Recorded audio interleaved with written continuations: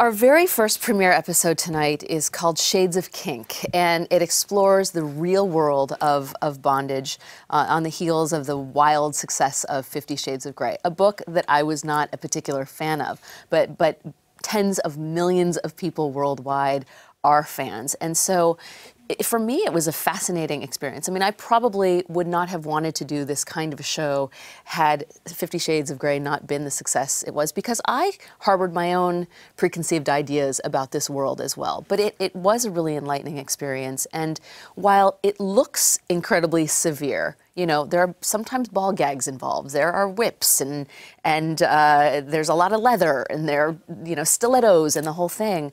What a lot of people don't realize is that it's completely consensual and sex is not always involved. Sometimes they're not having sex. That's right. It's crazy. I watched the premiere episode and it was awesome. It was amazing, fascinating. I want you guys to take a look at a clip from the episode that's airing tonight on OWN. Check it out. They play in the spare bedroom with what Monica calls pervertibles, regular household items that are easily converted to toys. There are all kinds of neat toys out there, and toys are fun. I mean, who doesn't like toys? But toys can also be very expensive.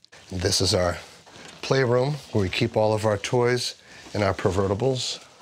This is our favorite room in the house.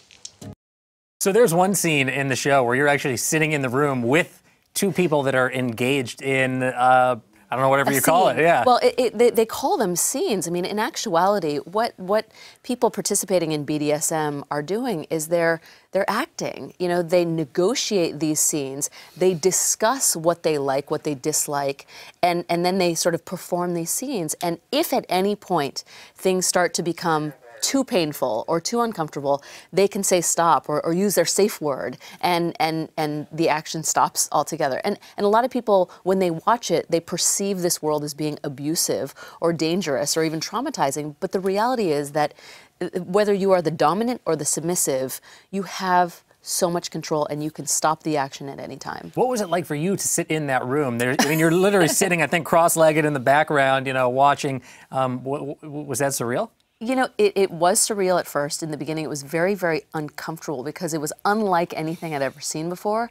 But it became very mesmerizing at the same time. I mean, there is, as strange as it sounds, there is kind of an art to it because, again, these people are allowing themselves to live out these fantasies that they can't live out in day-to-day life. And some people find this to be very therapeutic. You know, CEOs of major companies, they're so used to being sort of doted upon and people delivering any requests that they desire. And so there are times when people, you know, high-powered CEOs may go to a dominatrix to be humiliated or spanked or you know, become a submissive, and they derive pleasure from that because it's so outside of the box of their normal life.